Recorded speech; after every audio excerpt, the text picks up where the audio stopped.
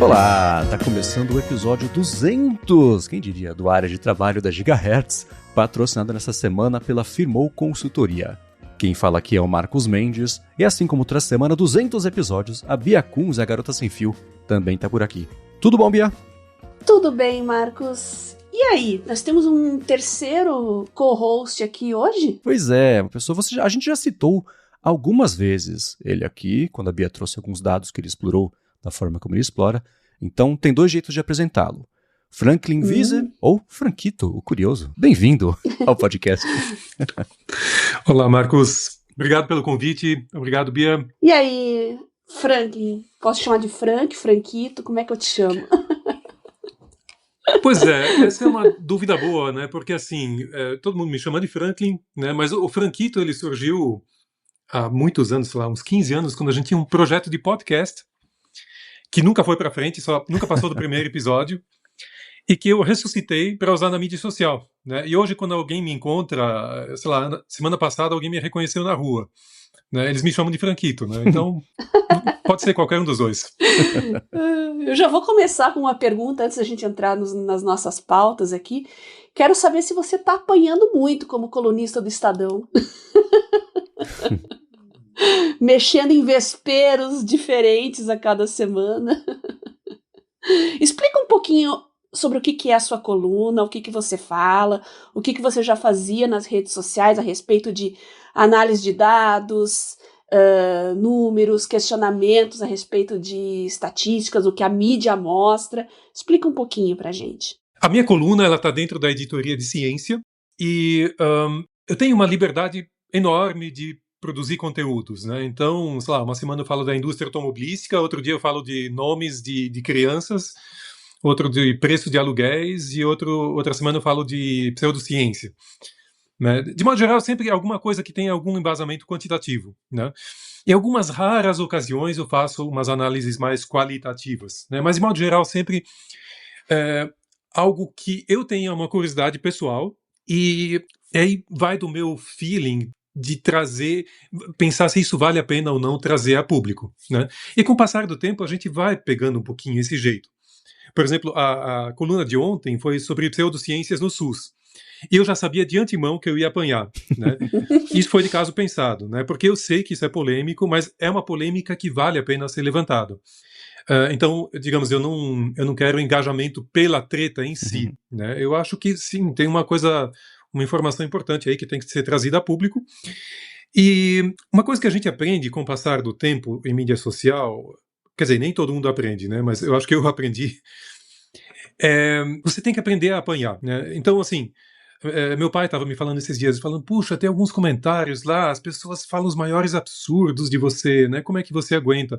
Falo, olha, pai, para certas coisas eu simplesmente desligo, né? Quando são ataques muito pessoais, né? Eu tenho que me distanciar disso aí, né? Agora, quando são alguns argumentos assim mais diretos, né? Quando a pessoa fala isso estava errado, você falou uma besteira, não sei o quê, daí eu tento argumentar com algo bem factual, né? E eu acho que funciona bem porque o pessoal me conhece por ser bastante ponderado e equilibrado nessas coisas, né? Eu até espero que eu seja um exemplo. Eu tento fazer a minha pequena parte, assim, de trazer um pouquinho mais de ponderação, de calma para as redes sociais, porque, assim, eu gosto muito das interações com as pessoas, né? E pode ser uma coisa tão rica, né? E as pessoas desperdiçam isso se xingando, né?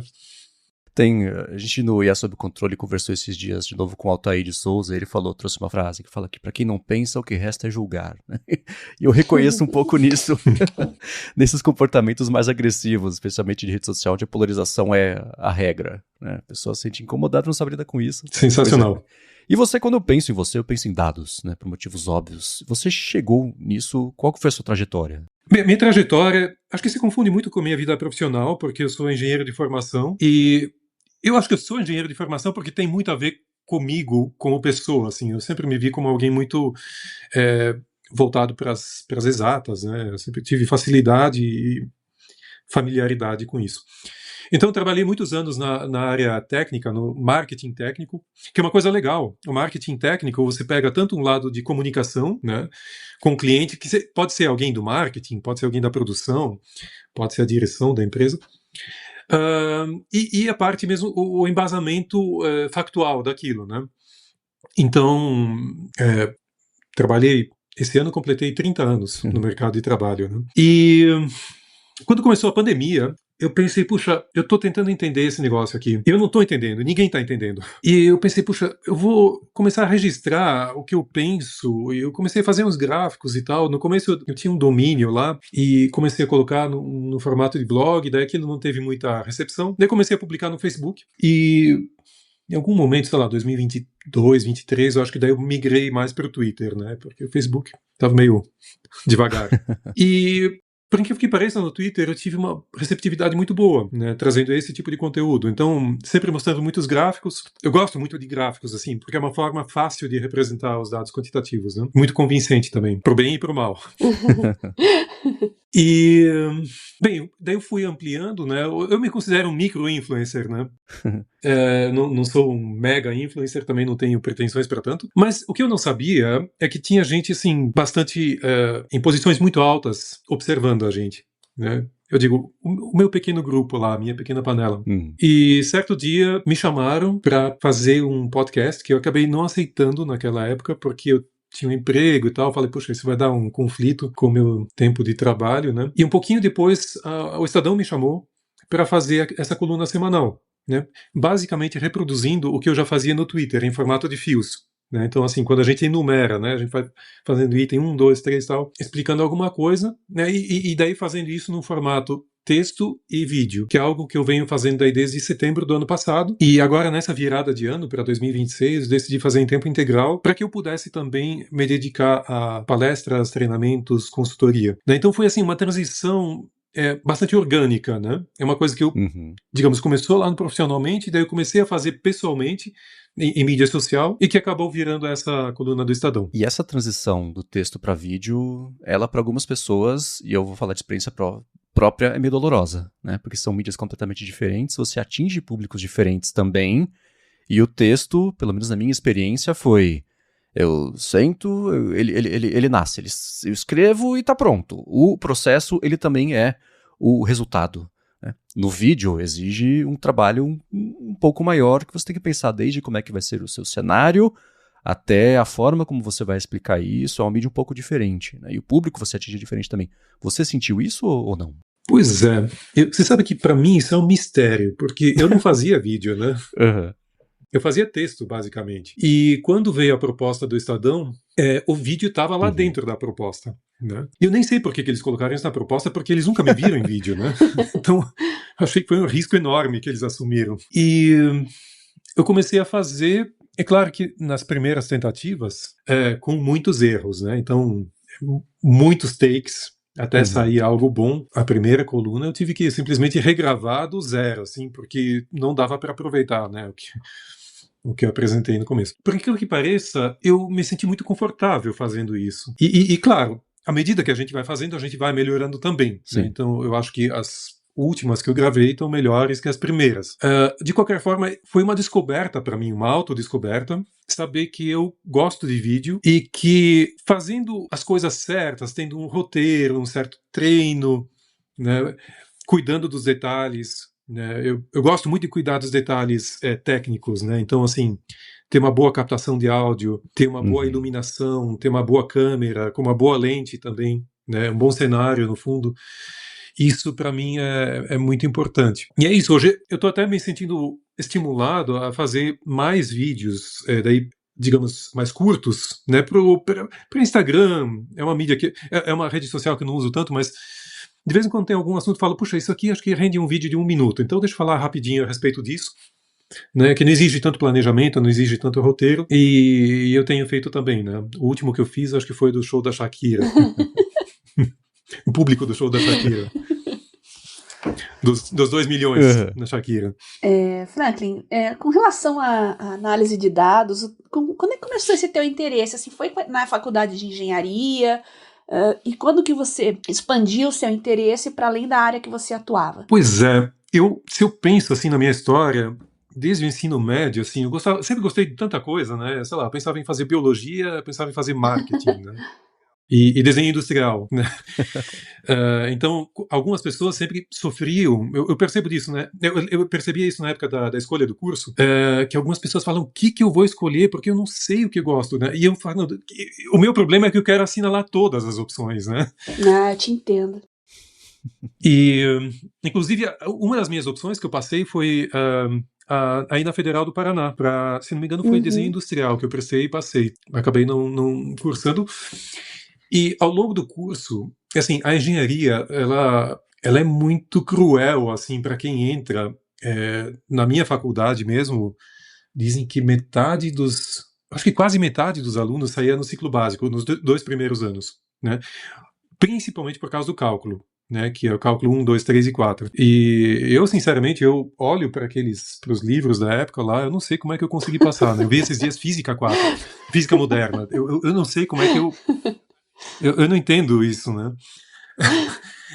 A gente ia muito claro, na decoreba, tal. Eu acho que muito disso, por eu não ter aplicado depois, acabou não se fixando, né? Mas então, assim, aquela parte mais profunda do cálculo, eu nunca, digamos, nunca usei isso, nunca apliquei muito isso na minha vida profissional. Eu sempre fiquei, digamos, na parte mais fácil, assim, cálculos de produção, cálculos de eficiência. E, no fundo, é o que eu faço até hoje, porque, assim, por um lado, eu gostaria de me aprofundar em estatística, né? Só que aí eu sei que eu vou falar com acadêmicos, basicamente, né? E o meu interesse é falar com um grande público. E para falar com um grande público, eu preciso me ater ao básico. Então, assim, me ater a proporções, a, sei lá, distribuição de valores, outliers, né? Média, mediana. Assim, esses conceitos, eles são muito importantes e são muito mal compreendidos, né? Então, eu tenho essa pretensão de falar com o cidadão médio, né? Eu me considero cidadão médio, né? Eu acho que eu entendo bem o cidadão médio e eu entendo bem os números. E essa vivência na engenharia, acho que me ajudou a fazer essa tradução, né? Vou dizer, quando você fala com alguém de pesquisa e desenvolvimento, que é um cara que fala algo meio ininteligível, né? E daí você precisa passar isso para alguém da produção que tem um vocabulário bem mais limitado, né? Então, eu sempre gostei muito de fazer essa ponte aí. E conta pra gente, eu queria entender melhor o seu fluxo mesmo para desenvolver esses textos de estudo. A gente pode falar depois da adaptação, da transposição disso para vídeo, porque é uma linguagem diferente mesmo, mas como é que é o seu processo entre a ideia, a pesquisa, a composição do texto e as inúmeras revisões, imagino, até chegar a ele no formato que você quer, justamente para explicar dessa forma para o leitor médio poder compreender, sem subestimar o que já entende bem e sem tornar isso muito inatingível para quem vai precisar botar um pouco mais de trabalho para compreender o que você está falando. Tem 2 formas que eu registro. Uma forma foi uma lista que eu fiz em texto mesmo, né, numerada, de possíveis pautas a desenvolver. Essas pautas eu sempre discuto de antemão com o editor lá do Estadão, né? E outra forma são arquivos que eu vou trabalhando com o passar do tempo, planilhas ou gráficos que eu vou fazendo e eu vou salvando numa pasta, né? Sobre temas bem diversos. Em algum momento daí eu resgato algum daqueles temas, né? A escolha sempre depende, às vezes tem a ver com o momento que está acontecendo, né? Sei lá, aconteceu alguma coisa no Brasil ou no mundo que a gente poderia fazer uma ponte.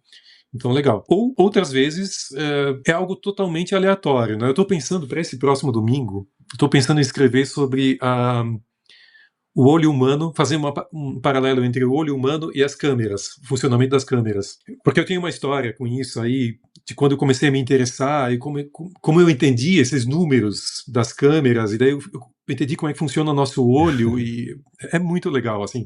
Muda aí você começa a entender melhor como é que a gente percebe o mundo. Uhum. E eu acho que esse é um bom ponto aqui.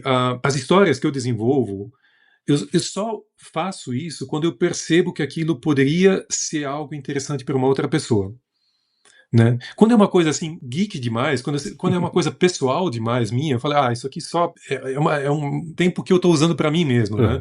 Não, eu não vou compartilhar isso. Mas eu acho que aí também tem que ter uma certa sensibilidade, e eu acho que a mídia social ajuda muito nisso, porque ela te dá feedback, né? Do que o público gosta,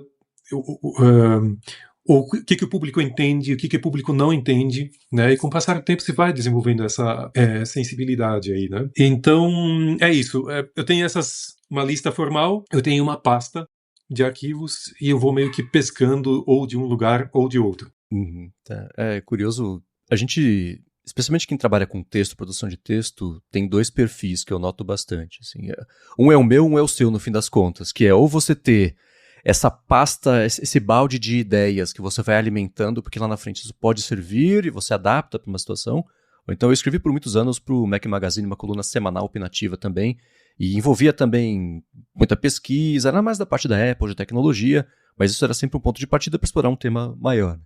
E eu tinha um dia específico da semana eu dedicava ele a fazer isso. Esse era o texto, era um dia de pesquisa. Claro que a coisa vinha ali fermentando na cabeça e o texto ele era só o resultado disso, né? Mas então você tem diversas ideias que estão sempre aí rolando na sua cabeça, um processinho, e você vai coletando até a hora que chega de uma delas se formar e virar um texto final para alguma coisa. Por aí, então? É bem por aí. Aliás, eu te invejo, porque eu gostaria de reservar um dia da semana para isso, porque eu não tenho muito sistema para isso. Eu faço isso aos domingos, eu faço à noite, eu faço qualquer hora, sabe? Eu sou bem pouco organizado em relação a isso.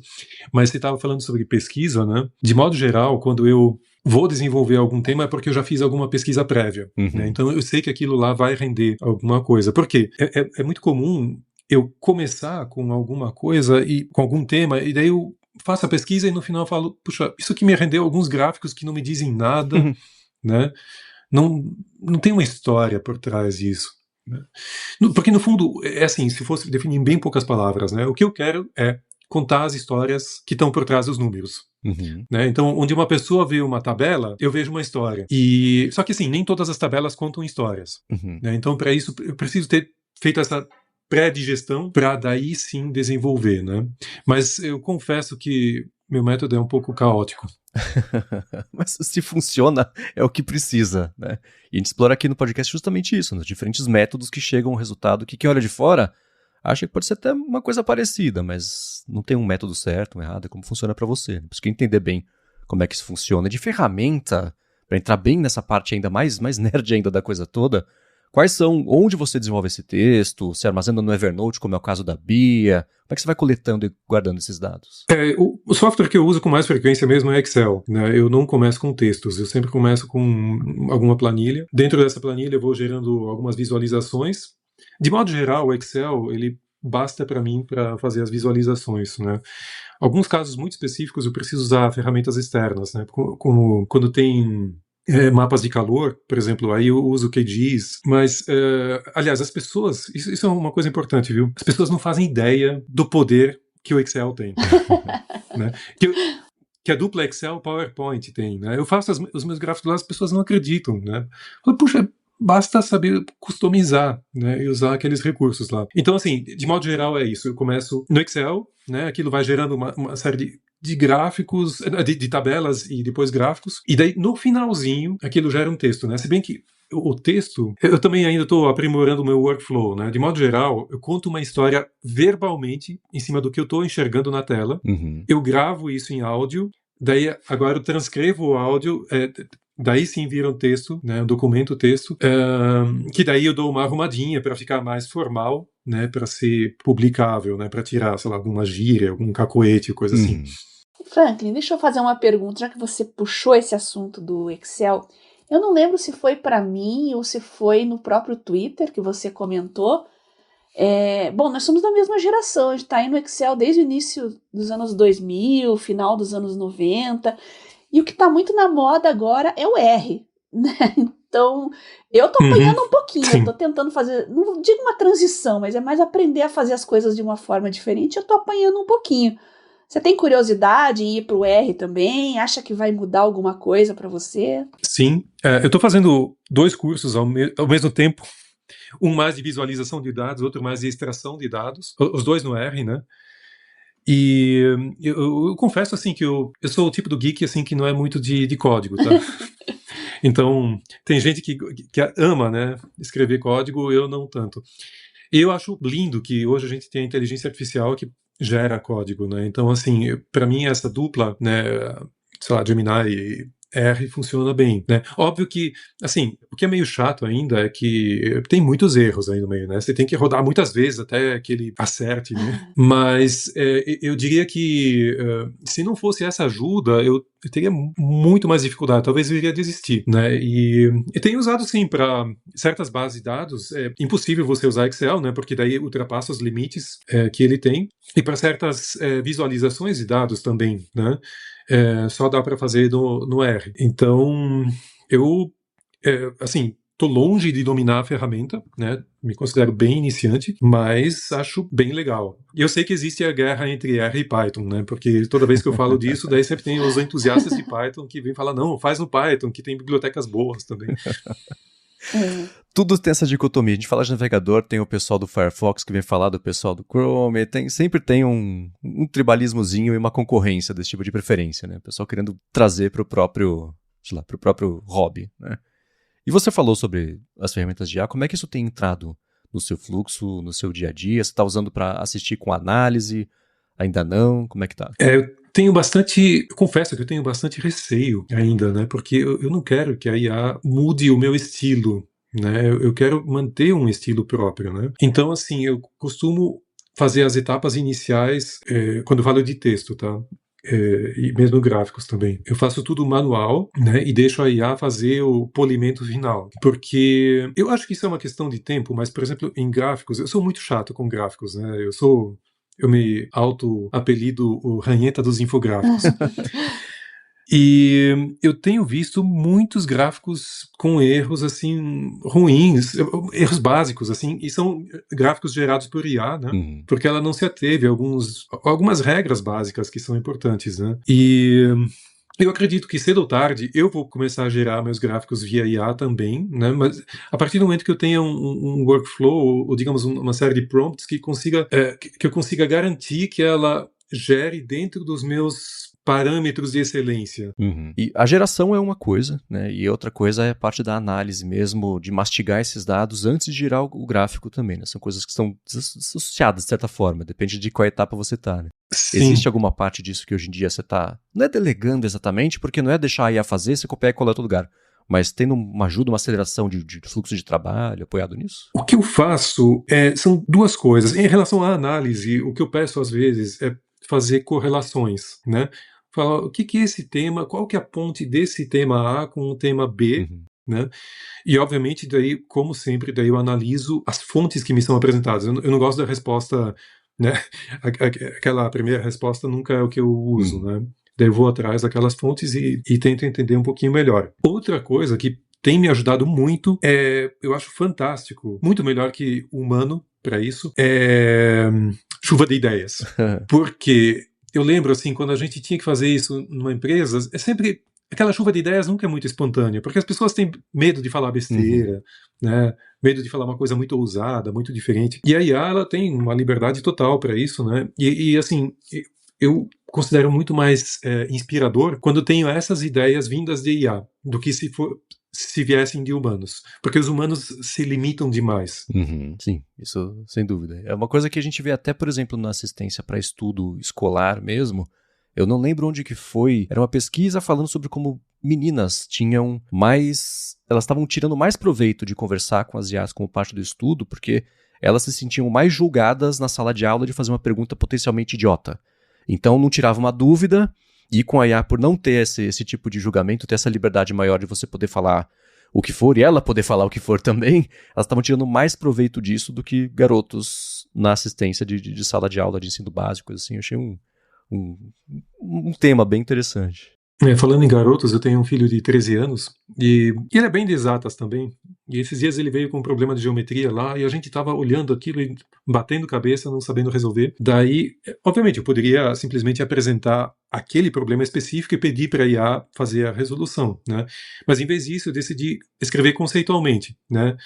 Numa figura com ângulos, mas aí eu não especifiquei quais eram os ângulos e tal. Qual que seria uma estratégia para a gente chegar nesse resultado, né? E puxa, apresentou um caminho tão legal, e acho que foi legal para o meu filho também, para ele mostrar que a tecnologia ela pode servir para estimular esse raciocínio, né, em vez de simplesmente só pular, jump to the conclusion, né? Isso eu achei fantástico. Aliás, eu acho que o Jump to Conclusion é o grande, a armadilha a que todos nós estamos sujeitos hoje em dia, né? Com essas ferramentas, porque você vai simplesmente pro fácil, né? Você vai lá pro final, sem enxergar todo o meio que teve aí, né? E se a gente pensar assim, em termos de como é que funciona a construção do conhecimento, né? Tem a ver com o processo, né? De você ir adquirindo essas coisas e a contradição e, né? Então, eu vejo aí na mídia social, por exemplo, no X, né? Daí tem o Grok lá. As pessoas simplesmente perguntam, isso é verdade? Ele fala sim ou não, e tá. Isso é suficiente para a maioria das pessoas, né? Eu acho que não, a gente deveria né, pensar mais aí no meio do caminho, né? De onde veio essa informação. Uhum. Isso também é uma outra coisa. Os americanos têm aquele termo ownership, de você sentir que você tem uma propriedade sobre o conhecimento que você investigou e estudou e chegou lá, e que até já repercutiu isso aqui também no podcast, em muitos casos, quando você tem essa assistência que você delega um pouco mais dessa parte cognitiva para a IA para te entregar o resultado, você não sente essa propriedade que você tem da compreensão completa do dado, de como é que ele é, por que ele existe, de onde ele veio, o que ele significa. Você só te entrega, é 18, isso não quer dizer nada, né? Você não absorve isso da mesma forma de que fosse o processo para chegar nele. Né? E falando em ownership, uma questão importante no ambiente do trabalho é o seguinte, quando você apresenta algum relatório, algum plano estratégico, alguma coisa assim, existe um humano apresentando isso. Né? Você não tem a desculpa de dizer, olha, tá bom, desculpa, isso aqui estava errado, mas não fui eu que fiz, foi a IA que fez para mim. Não, você está sendo pago para analisar, né, para digerir isso aí. Então, você é o dono disso, né? Então, espera-se que você faça o processamento, né? Não é simplesmente você... Porque, assim, se você simplesmente fosse captar uma informação e repassar, né? Então, a parte que cabe a você, que é o processamento, não precisa mais. Então, você não é mais necessário, né? Então... Eu acho que isso as pessoas ainda precisam entender, né? Essa questão apesar de tudo, apesar da tecnologia fazer muita coisa pra gente, né? No final das contas, existe um humano cujo nome está lá como subscrevendo aquilo lá. Até o Archive, que essa semana falou, né? Sobre quem usar IA para só publicar IA slop de pesquisa vai ficar 1 ano sem poder postar aqui, publicar estudos aqui por causa disso, né? A pessoa coloca com o nome dela lá, mas sem qualquer tipo de responsabilidade ou de ciência sobre o conteúdo. Então isso vira um problema cada vez maior mesmo. Ainda entrando nessa questão de IA, a parte de geração de gráficos, né?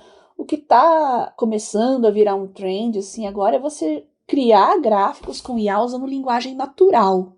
Em que estágio que tá as IAs nisso? Muita bobagem? Tá gerando coisas boas? Olha, eu vou ser bem franco, eu nunca gerei, né, mas o que eu vejo de imagens geradas por aí é o seguinte, da mesma forma como a IA tem uma certa dificuldade, as IAs que produzem imagens, né, às vezes tem dificuldades em representar letras ou números, né, que deveria ser uma coisa fácil, pra gente é uma coisa fácil, né, pra IA, às vezes...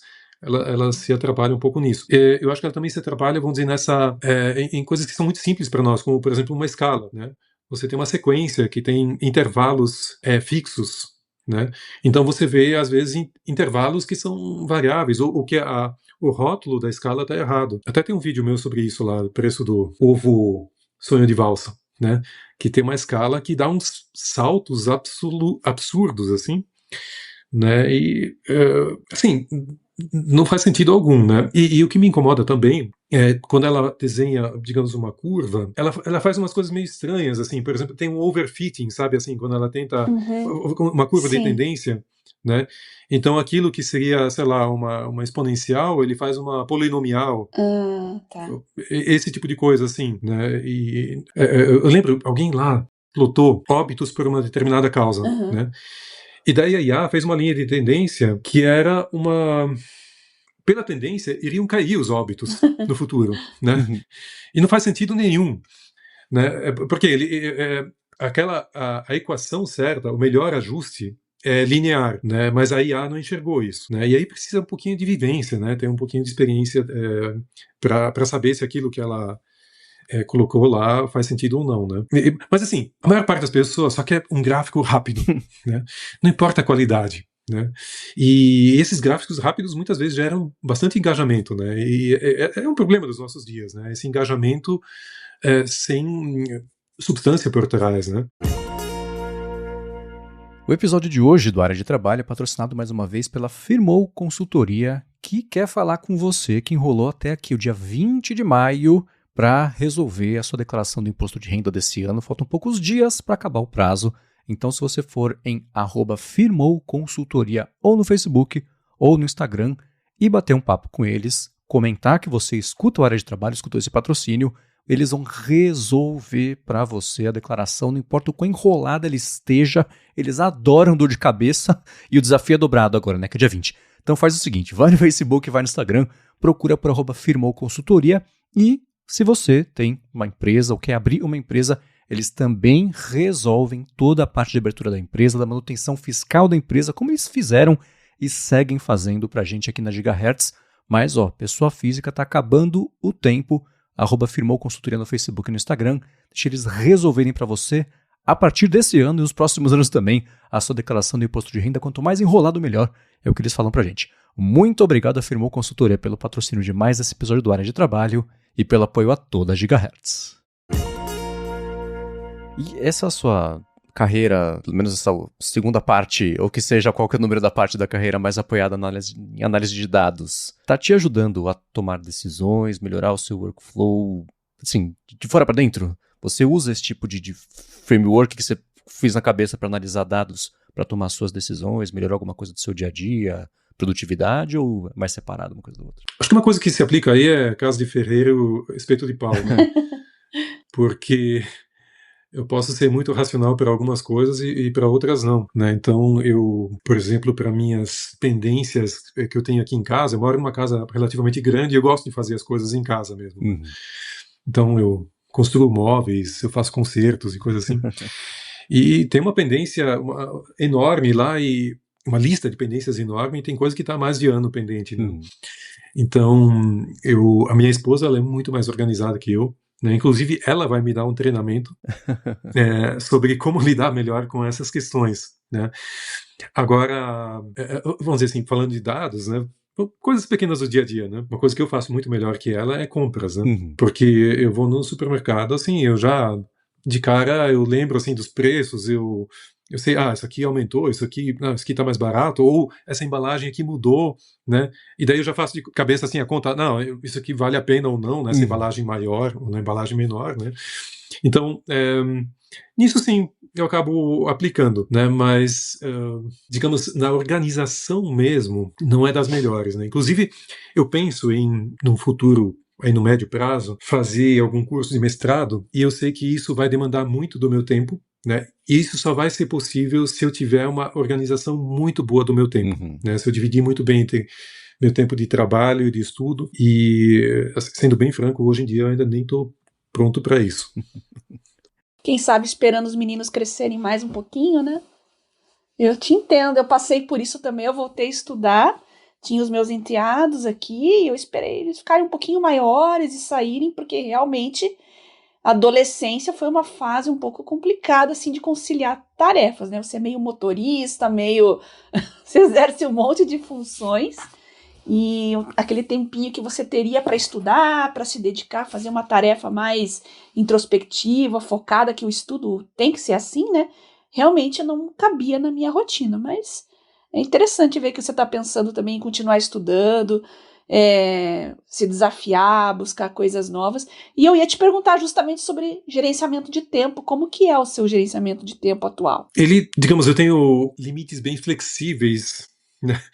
Eu começo a trabalhar relativamente cedo, né? Eu começo umas 7 e pouco, porque eu deixo as crianças na escola, tomo café e daí já começo a trabalhar, né? Eu sou bem matutino. Até tem alguns dias quando eu acordo muito cedo, quando eu acordo às 5 da manhã, 5 e meia, daí eu já dou uma adiantada antes de levar as crianças para a escola, daí já faço alguma coisinha. E daí eu vou fazendo isso ao longo do dia, né? E eu não tenho assim muito horário de terminar.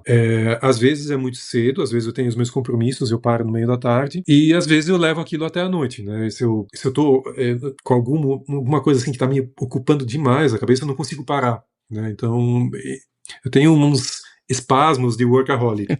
Não é todo dia assim.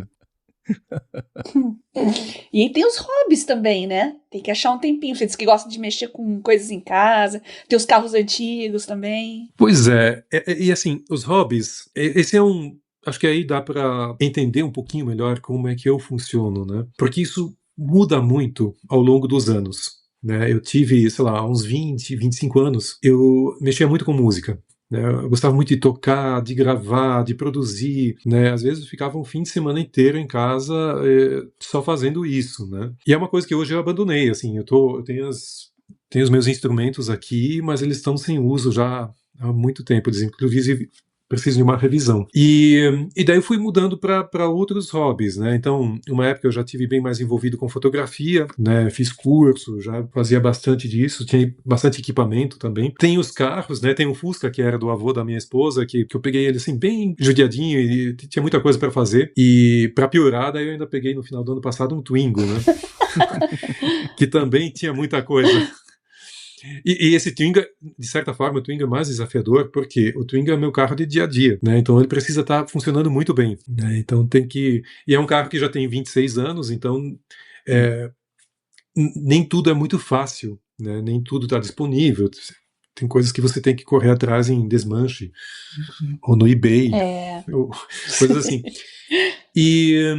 tem o negócio dos móveis também, né? Eu fiz o ateliê da minha esposa lá, eu até preciso fotografar ele agora, porque ficou bem legal. É um negócio assim gigantesco. Eu consegui economizar um bom dinheiro nisso. Teria saído uma pequena fortuna se tivesse sido encomendado. E, aliás, aí é interessante, ó. Deixa eu até fazer um comentário aqui sobre tecnologia nisso, né? Hoje, para fazer móveis em casa é muito fácil, porque você tem esses aplicativos, tipo o Corte Cloud, coisa assim, que você basicamente tem que entrar com as medidas e você entra com o desenho que você quer, as padronagens e tal. E o software, ele vai montando o móvel para você, assim, com as furações, com tudo que precisa. Como é que é o nome do software? Agora eu fiquei interessada. É Corte Cloud. Corte Cloud. Depois manda o Marcos vai colocar nos links, Sem né? dúvida. Pra gente ver. Legal. Nossa, que legal. Uhum. De modo geral, assim, você pode acessar ele ou independente, como profissional, então você é um assinante desse serviço, ou você acessa através de uma loja que vende madeira, MDF, né? E daí você entra como um user dessa loja, né? Então você acaba comprando, vamos dizer, o software faz o serviço para você, né? Quer dizer, a loja ela faz o corte, né? Ela te fornece a matéria-prima, né? Já tudo cortado, tal, tudo em CNC. É legal que tem muita precisão, né? Então todas as ferragens, está tudo com os furinhos bem, né? É uma precisão milimétrica mesmo. E não precisa muito conhecimento, assim. É uma coisa de... É muito legal, assim. Traz uma coisa que antes estava reservada para o especialista, para o leigo, né? Nossa, muito legal. E eu acho que o hobby assim, é que tem as pessoas mais que gostam de mexer nas coisas, né? Então eu gosto muito de mexer nas coisas e toda hora descubro uma coisa nova, né? Então, provavelmente eu ainda vou descobrir outras coisas ao longo da vida. E por causa disso, até tenho uma oficina em casa, um espaço de 4 por 2 metros lá, que cabe uma bancada e é um espaço fundamental para mim. Muito bom. E você falou sobre a forma como você lida com a administração das suas ideias, né? Que você acaba usando muito mais o Excel, o combo Excel e PowerPoint no seu dia a dia. Quais são outras? Você falou agora do aplicativo também, da parte de imóveis. Mas o pessoal sempre gosta de dica de aplicativo aqui. Então, você usa lembretes no seu dia a dia, aplicativo desse tipo para ajudar em produtividade, ou não faz parte do seu fluxo para lidar com as coisas que você faz? Eu descobri que para certas informações eu funciono bem no computador, né? Então tem uma pasta com tudo organizado lá dentro e tal. Para lembretes não, né? Eu nunca consegui fazer isso a contento e eu funciono melhor com papel, né? Então eu tenho uma agendinha onde eu coloco lá os meus to-dos do dia. Por incrível que pareça, o to-do escrito no papel, para mim, funciona melhor do que ter isso no software. É interessante. Semana passada eu falei exatamente a mesma coisa com a Bia. Que a gente, desde que começou aqui o podcast, por estudar tanto e falar tanto sobre métodos de produtividade, ferramentas, armazenamento de ideias, administração disso, etc., eu comecei a tentar me forçar, como eu usar, por exemplo, aplicativo de lembretes e coisas assim, mas que nada vence aqui o papel e caneta, anotar uma coisinha rapidinha aqui. E substituiu completamente, funcionou muito melhor no fluxo, botar aqui, dia 13 tem isso aqui, do que botar lá no ajuste do lembrete. Te entendo bem. Eu acho que assim, isso é uma coisa muito pessoal, né? Como cada um, como os processos mentais de cada um funcionam, né? Eu sempre falo da fiação no cérebro, exatamente isso. É sempre interessante. Você tem uma ideia, está no meio de uma outra atividade, tem uma ideia, sei lá, completamente diferente. Você tem uma ideia para uma coluna sua, por exemplo. Eu posso abordar esse assunto aqui. É aquele insight que vem na hora que você está, sei lá, mexendo numa fechadura, fazendo um concerto ali, né? A gente tem que capturar imediatamente. Você diz que gosta mais de ferramentas analógicas, né? Mas no mundo digital, quais ferramentas você mais gosta? E se tem alguma que você gosta tanto que você assina, faz o modelo pago. Já imaginamos que a suite Office sua, claro, está incluída nesse rol, né? Mas tem outras ferramentas que você gostaria de indicar, recomendar? Sim, eu uso o pacote de fotografia da Adobe, que é o Lightroom e o Photoshop. Eu gosto muito porque, para mim, eu não consigo fotografar em JPEG, né? Eu fotografo tudo em RAW. Eu gosto de ter o controle para ajustar as fotografias ao meu gosto, né? Eu não me sinto confortável deixando isso com presets, né? Então eu faço isso bem manual e a gente consegue extrair muita coisa também o formato RAW é muito legal. E eu vou começar agora, eu assinei o pacote da Apple que tem o Final Cut. Eles estão com um preço muito bom e o Final Cut sempre foi muito caro, né? Que é uma ferramenta profissional quase, né? E eu quero começar a captar vídeo no formato RAW também, quer dizer, ao não compactado, né? Para começar a fazer esses ajustes finos que só esse formato permite, né? Que a minha câmera ela filma em 10 bits, então acho que dá para tirar bastante informação dessas imagens, deve ficar bem legal. Além disso, um editor que eu uso de vídeos, ele é bem simples, tá? É Movavi. Ele funciona bem, né? Eu acho legal assim que ele tira os silêncios, ele coloca legendas e tal, né? Não tem nada demais. Cacei aqui, Movavi, M-O-V-A-V-I, achei. Esse eu não conhecia também. Isso. O que é chato nele é porque toda hora ele tem upgrades ou updates, né? Então eu tenho a versão 25. Daí ele lançou a versão 26, e daí toda hora aparece um pop-up, assim, compre a versão 26, né? Então ele é bem intrusivo nisso, né? Mas ele funciona direitinho, assim, coisas simples, ele funciona bem, né? Agora, quando quiser fazer aquela edição fina dos arquivos de vídeo, aí eu vou ter que usar o Final Cut mesmo, né? Então a minha ideia é fazer a edição das imagens no Final Cut e depois fazer os cortes tal no Movavi, que é rapidinho. E para mobile, assim, para smartphone, você usa iPhone, né? Então, é interessante isso. Nem eu entendo, porque, assim, eu só uso Mac desde 1999. Oh, eu não tive computador dos meus. O meu primeiro foi um iMac Bond Blue, custava R$1.999 na época. E desde então eu só tive Mac, né? Eu tive todos os Macs possíveis. Me recuso a usar PC, né, para uso pessoal. Só que para celular, por incrível que pareça, eu nunca comprei um iPhone para mim. Eu não faço questão nenhuma.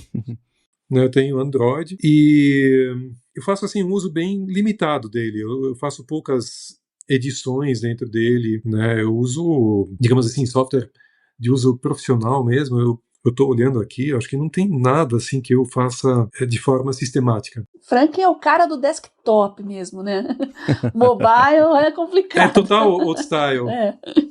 Total old style. Eu não me conformo, por exemplo, agora que aos poucos está aumentando minha audiência lá no Instagram, né? Daí eu vejo que para responder, o Instagram ele é totalmente configurado para funcionar em mobile, né? Em desktop, na versão web, ele é muito ruim, né? Eu não me conformo com isso, porque eu quero usar a versão web, né? Eu não acho isso uma boa. A Meta, no geral, ela sempre deixou bem para trás tudo de desktop. Esses dias, para quem usa o Threads, esses dias chegou mensagem direta, sabe? Não tinha na web, só tinha que mensagem era só no telefone. Eles forçam bem mesmo o pessoal usar o mobile, né? Agora, falando em mobile, algo que eu fiquei maluco quando eu descobri, há um mês atrás, mais ou menos, em aplicativo para smartwatch, tem um que agora me foge o nome, porque assim, eu dei muito azar. Era muito legal. Você conseguia... Existem hoje aplicativos que você consegue controlar o PowerPoint com o smartwatch, então tem lá o próximo, você consegue avançar e retroceder os slides. Então é normal, né? Não tem nada demais. Mas tinha um que ele captava os movimentos dos seus dedos. Nossa. Então você fazia, sei lá, um movimento de pinça, por exemplo, né? E ele entendia que aquilo era para ser o próximo slide. E fazia um movimento, sei lá, fechar a mão, que era retroceder. E só que o que aconteceu? A empresa que desenvolveu isso, o aplicativo, ela foi comprada por uma outra e parte do acordo deles foi tirar o aplicativo da loja. E foi na semana que eu comprei o smartwatch. Eu comprei por causa disso, né? E daí tiraram o aplicativo, né? Então, Deus. pelo que eu pesquisei, não existe mais nenhum outro aplicativo que faça isso. Tá. Mas para mim seria uma coisa revolucionária, porque imagina, você fazendo uma apresentação, em vez de ficar com aquele controle, né, é um negocinho que fica na mão, eu acho intrusivo aquilo, né? Então você ia ter muito mais liberdade de fazer gestos, de apresentar aquilo de uma forma muito natural, né? Eu espero que no futuro próximo eles voltem com algum aplicativo que faça isso, porque para mim ia ser uma ajuda assim excelente, ia ser quase que revolucionário, sabe? Olha só, eu sei que a Samsung comprou, talvez você esteja se referindo à Samsung, porque eu sei que a Samsung tempos atrás comprou uma empresa dessas e incorporou nativamente nos watches dela, eu acho que a partir do 7, que é o que eu tenho, tem o 7 e o 8. Eu acho que a partir do 7 incorporou essa ferramenta de fazer gestos com as mãos para algumas atividades. Não sei exatamente qual, foi até bom você ter falado que eu lembrei disso agora. Tá aí uma coisa que eu tenho que explorar melhor para entender como é que isso funciona. Sei que, bem, ele consegue detectar isso com base nos... imagino que é o mesmo mecanismo que detecta variações na pressão arterial e coisa assim, né? Imagino eu, né? Ele deve ter naquele sensor lá de trás. Só que a Samsung não implementou isso ainda para controles, vamos dizer, desse aplicativo. A Samsung tem um aplicativo que é controle de apresentação, mas ele não tem essa integração ainda, né? Mas assim, o que me dá uma dor é saber que essa funcionalidade estava disponível, né, até março desse ano, e tiraram e não tem mais nenhum concorrente. É um dos poucos casos em que você tem um aplicativo que não existe similar, né? Mas eu acredito que, assim, como a funcionalidade técnica está lá, né, ela está embutida no relógio, é questão de tempo para alguém replicar isso. Aí, Devs, tá dada a dica aí, hein? Tá na hora de botar a mão na massa. Bota o Cloud Code para funcionar. Cria aí um aplicativo. Dessa parte de pulso, de vestível assim, tem duas avenidas que estão sendo exploradas, né? Por exemplo, no caso do Apple Watch, tem para você controlar a interface também. Se você apertar, cada um dos dedos faz uma coisa, você gira o pulso, tem uma coisa assim, mas é só responder, cancelar, tirar, é bem, bem incipiente. E o Facebook tem a pulseira Neural Band lá, que serve para você controlar os óculos com display, que você consegue digitar, é um pouco mais avançado isso, mas isso vai chegar, né, assim, daqui a 2, 3 anos vai ser uma coisa mais de dia a dia a gente ter isso, mas que pena que existia o app e funcionava, e eles tiraram, né, por conta da compra. Eu sei que existem outros aplicativos aí que simulam mouse no smartwatch, e eles usam daí o acelerômetro. Sim. Então você consegue movimentar o cursor na tela, você não precisa pegar no relógio para ele mexer o cursor na tela, ele sente a movimentação da tua mão, né, e o cursor vai acompanhando. Sim. Essa é uma funcionalidade que eu não usei ainda, mas eu acho que é bem legal de integrar em determinados conteúdos aí, quando você quer chamar atenção, né, para determinado ponto, porque eu acho, puxa, a gente está em 2026, assim, a gente ainda está passando slides como há 20 anos atrás, né? Então, puxa, tá na hora de mudar isso, né? Até hoje você passa na situação do que fala assim, próximo, não, passou, não, volta um. Até hoje tem isso em apresentação de slide. Né? Então. Exatamente. E se vocês me permitem, já que a gente está falando de apresentação, eu sempre gostei muito da questão de design de apresentações, né? Então, assim, existem alguns bons autores que escrevem sobre isso. E tem tudo a ver com infografia também, né? Então, tem o Eduard Tufte, que escreve muito sobre isso, sobre infográficos especificamente. Tem a Cole Nussbaumer, tem a Nancy Duarte. A Nancy Duarte fala especificamente sobre apresentações. A Nancy, eu tenho os livros dela, muito bom mesmo. Vou anotar o nome dos outros aqui. Excepcionais. Depois você passa direitinho para o Marcos o nome dos autores para a gente passar para o pessoal aí também. Legal. E eu acho que o pessoal tem, assim, esse é um caso em que as apresentações feitas por humanos, para mim, elas sempre eram ruins, né? E a IA, agora, ela faz apresentações e ela aprendeu com as apresentações feitas por humanos, né? Então, as apresentações feitas por IA também são ruins. né? Elas só são mais bonitas. Eu acho que ela consegue dar uma enfeitada, né? Dar um jeitão mais bonito, mas assim, a questão da organização da informação, a IA ainda faz muito mal. Né? E, assim, de Certo. jogar muita informação numa mesma tela. Tá. Né? Se você pensar assim, como as pessoas processam as informações, você não, jamais deveria jogar vários temas numa mesma tela. Né?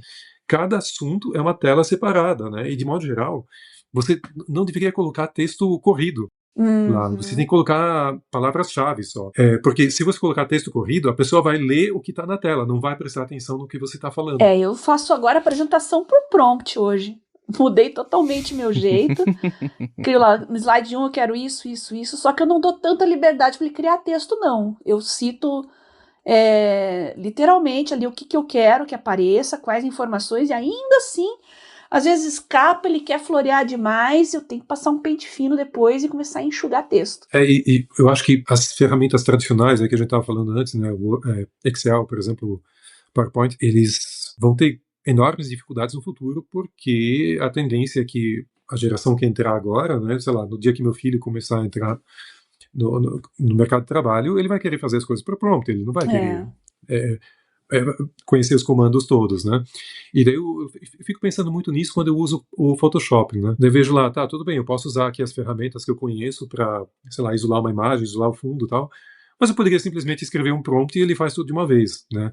Então, eu acho que a Adobe é uma empresa que vai ter muita dificuldade, já estão falando, né, que ela vai ter muita dificuldade nesses próximos anos, porque os modelos concorrentes, né, movidos a IA, quer dizer, ela também incorporou IA dentro dela, né, mas, de certa forma, a gente tem aí um conjunto de ferramentas antigo trabalhando em paralelo com a IA, né? E eu não vejo mais muito sentido em usar os dois ao mesmo tempo.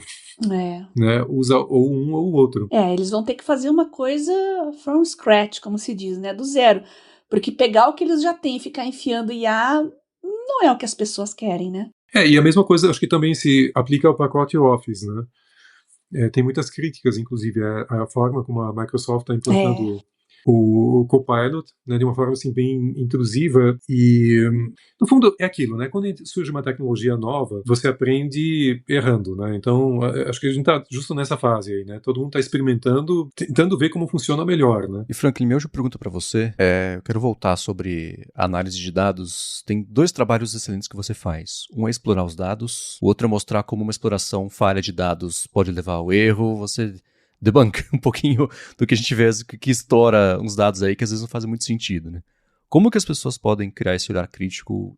Quais são os fios que elas podem puxar para analisar um gráfico, um conjunto de dados, alguma situação e ter esse olhar crítico de falar, putz, não, isso aqui não faz o menor sentido, né? Uma coisa que você faz muito bem, mas é aquilo do ownership, né? Como é que as pessoas podem fazer isso por conta própria para poder explorar melhor os dados e não se deixar levar por uma conclusão errada quando isso é entregue para elas como se fosse uma verdade? Eu já pensei muito sobre isso e até por causa disso eu criei um conteúdo que é um workshop, que são os 7 pecados capitais em análise de dados, né?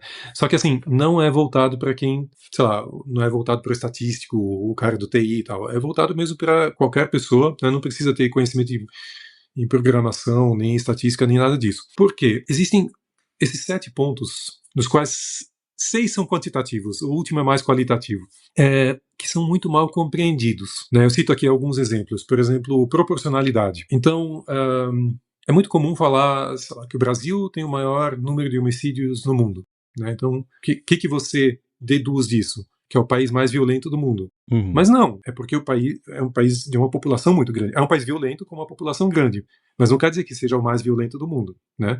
Porque você está usando aí números absolutos. Então você tem que comparar, tem que colocar a população nessa jogada, né? Mas assim, a regra ainda é usar muito isso de números absolutos, né? E aí você perde a comparabilidade, né? Então esse é um exemplo. Um outro exemplo é as pessoas, e quando eu falo as pessoas, eu falo aí de gente, sei lá, governo, mídia, né? Usando outliers como exemplo de alguma coisa. Né? Então você usa uma exceção e constrói uma tese em cima daquela exceção. Né? Não pode, né? Você tem que usar o teu conjunto de dados lá e você não pode simplesmente selecionar aquilo lá que tá conforme o que você quer contar, né? Uhum. Fazer o cherry picking, né, é uma coisa muito comum. Inclusive, uma coisa que é bastante comum aí também é você fazer cherry picking de períodos, Uhum. né? Então falar, sei lá, uma coisa, sei lá, um determinado indicador piorou do ano tal para o tal, né? Mas só essa escolha do ano já pode ter uma má fé aí, né? De ter induzido um resultado. Então, só respondendo de uma forma mais curta, assim, não é algo que eu consiga falar assim em 2, 3 minutos que existe uma fórmula, né? Por causa disso até eu criei esse conteúdo aí, né? Que é para treinar as pessoas nisso. Mas se eu fosse para definir, assim, antes mesmo de falar desses 7 pecados aí, seria você checar as fontes. É muito comum as pessoas simplesmente repassarem conteúdo sem checar se aquilo realmente consta na fonte e sem checar se aquela fonte, se ela tem qualidade, se ela tem confiabilidade, né? Uma coisa eu repassar, sei lá, um gráfico que um anônimo postou no Instagram, né? Qual que é a confiabilidade que aquilo me dá? Eu não sei o que aquele cara faz, eu não sei qual que é o background dele, né? Outra coisa é eu pegar um gráfico, sei lá, que está no Banco Mundial, né? Pô, o Banco Mundial, ele pode fazer erros, mas a chance de ter um erro lá dentro é muito menor do que ser um anônimo do Instagram, né? E muita gente não percebe essa diferença, né? E agora tem que tomar cuidado, porque às vezes, quando a gente fala de mídia, né, a mídia acaba reproduzindo também alguns conceitos meio errados aí, porque não foi atrás da fonte primária, né? Isso até é uma coisa que eu discuto muito também, né? Tem casos assim que é aquele negócio do telefone sem fio, né? Começou assim, foi sendo repassado e tal, e daí chegou no final e aquilo virou uma verdade e ninguém mais tenta descobrir quem que foi o emissor daquela informação lá no começo, né? Se você consegue refazer o caminho da informação e chegar no emissor original, aí já é um bom caminho andado para você ter uma... Não necessariamente que aquilo seja verdade, mas pelo menos você vai saber, olha, quem disse isso foi aquele sujeito lá. Eu não sei se é verdade, mas aquele sujeito disse isso, né? Em vez de atribuir a uma outra pessoa, ou o que eu já vi muito também, né? Um jornalzinho, assim, totalmente pequeno lá, ele teve uma declaração bombástica lá, e tem gente que fala que aquela declaração é da Unesco, né? É desse nível, assim, né? Então, é para dar credibilidade, né? E até por causa disso, fundamental, tá? Para quem faz gráficos, coloquem sempre as fontes que vocês usaram. De modo geral, assim, do jeito mais detalhado possível, né? Então, coloquem, digamos, a entidade, se foi a Unesco, sei lá, relatório tal, do ano tal, né? Por quê? Aí a pessoa pode corroborar aquilo lá, né? Ela pode ir atrás, pode Fazer uma detalhar mais se ela checagem, né? quiser, pode ver se é verdade ou não. Exatamente. Porque, para mim, um grande sinal de informação, digamos, um alerta laranja para mim, é quando tem alguma informação sem fonte. Né? Isso aparece muito em gráficos. Né? Daí fala, puxa, eu não vou repassar isso aqui se eu não sei de onde isso veio. Né? E se fala que veio do Banco Mundial, daí eu vou lá e checo se realmente estava lá. Muito bom você falar isso, porque é um grande comunicador, aí não interessa se é a mídia leiga, mídia de nicho, ou mesmo um comunicador institucional. Um grande comunicador, ele coloca sempre a origem para que qualquer pessoa que veja aquele conteúdo consiga por ela mesma checar a veracidade das informações e até reproduzir, né? Fantástico, isso é fundamental. Você sabe que uma coisa que eu descobri só depois que eu comecei a escrever para o Estadão é que, por incrível que pareça, o Google ele desincentiva ou desmonetiza conteúdos, me falaram. Pois é. Quando você tem os links, então, por exemplo, na minha coluna, eu faço questão de colocar lá, eu falo de um estudo e tem um link lá que vai jogar direto para, sei lá, Oxford, ou para Nature, sei lá. Mas, de modo geral, os textos jornalísticos não contêm esses links, porque parece que dá um problema no SEO lá. Sim. Inclusive tem estudos falando sobre o crescimento da desinformação e a propagação aí, ficando no assunto da semana e mais recente das pseudociências. Tudo isso ganha amplifica por causa disso. Né, por causa dessa política, as empresas jornalísticas, claro, elas precisam gerar lucro, elas precisam ser vistas, precisam que sejam clicadas as suas notícias, então isso gera uma bola de neve que culmina na desinformação. Sim. No fundo, não é exatamente culpa desses veículos de informação, né?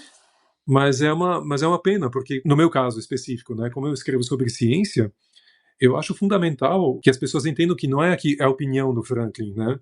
Até entre as críticas que tem ontem lá, tem gente que me ataca porque eu sou engenheiro, né? O que você está escrevendo sobre saúde? Né? Isso é... Né? Mas aí, justo por causa disso, eu faço questão, tudo bem, mas não sou só eu, né? Olha os links que estão lá, olha quem mais está falando sobre isso. E se você não tem se você não consegue rastrear isso, acho que fica uma comunicação muito mais pobre, né? Sem dúvida. Mas é perene isso aí de... tá falando não fala desse assunto não, fala do que eu quero que você fale. A menos que eu concorde. Aí tudo bem você falar sobre... E eu já vi o contrário também, viu? Pessoal comentando um vídeo completamente desinformativo, absurdo, e as pessoas apelando para argumento de autoridade. Não, mas ele já tem não sei quantos artigos publicados, o ranking acadêmico dele... Será? Eu fui lá procurar, mas é de outra área completamente diferente. Então tem questões de você saber o que você está falando, independente de ser sua área, né? E ter expertise naquilo. E por isso que é tão importante você referenciar e falar, essas fontes aqui, eu estou baseando o que eu estou dizendo nisso, e aqui eu estou construindo o que vocês estão vendo, a minha opinião. Se vocês me permitem comentar um caso específico aí sobre o apelo à autoridade, foi uma coisa que meio que mudou minha vida, de certa forma. Foi no começo de 2021, se não me engano. Tem um ganhador do Prêmio Nobel de Química, que ele está presente no Twitter, e ele escreveu que o excesso de óbitos no Brasil não foi uma coisa absurda em 2020, né, o primeiro ano da pandemia. Ele falou que, na verdade, tinha morrido, não era tanta gente assim, né? Ele estava querendo inferir que teve uma sobrenotificação de óbitos por Covid. Daí ele falou, só me tomou alguns minutinhos no Excel. Eu falei, deixa eu ver o que ele fez, né? Ele puxou os dados do registro civil, né, de 2015 a 2019, e daí ele extrapolou. E daí o que ele obteve foi um crescimento um crescimento esperado bastante alto. E daí quando ele comparou isso com os dados de 2020, realmente o crescimento em 2020 lá não era uma coisa tão absurda. Mas eu falei para ele, peraí, tem uma coisa errada aí. Você usou esses dados do registro civil, são um sistema novo, né? Eles estavam implementando. Então, tinha muita coisa, por exemplo, 2015 teve, sei lá, metade dos registros só de óbitos do real, porque eles estavam lançando aos poucos, né, um sistema que vai sendo alimentado retroativamente. Então, assim, era um banco de dados não consolidado. Certo. Então, ele usou um banco de dados vivo, né, incompleto, para fazer aquela linha de tendência. Daí eu falei para ele, olha, não dá, isso aí estava errado. E a resposta dele eu achei interessante. Ele falou, puxa, mas ninguém me falou que os dados oficiais, que eu teria que desconfiar dos dados oficiais, né? E eu pensei, nossa, ele é ganhador do Nobel, tudo bem de química, né? Mas é assim, a primeira coisa que quem investiga alguma coisa tem que considerar se desconfia de tudo, principalmente quando uma coisa está muito estranha, né? O que ele tinha descoberto lá é que os óbitos cresciam 9% por ano, né? Se crescesse 9% por ano, isso é coisa de guerra civil. Né? Isso é totalmente inverossímil.